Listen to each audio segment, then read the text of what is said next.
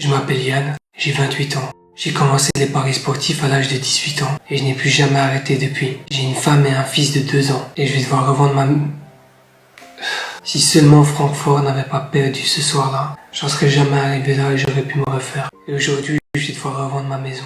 Celui qui tombe dans les paris sportifs, sa vie est complètement brisée. À chaque fois qu'il passe à côté d'un rad, d'un café, ou à chaque fois qu'il voit un match, ou qu'il voit simplement des chevaux en train de courir, il y a quelque chose qui se passe en lui. C'est plus du domaine du « oui, fais pas, c'est halal, c'est haram ». Ça devient véritablement une maladie, une addiction. Et donc, il faut passer maintenant dans le domaine du médical pour pouvoir guérir.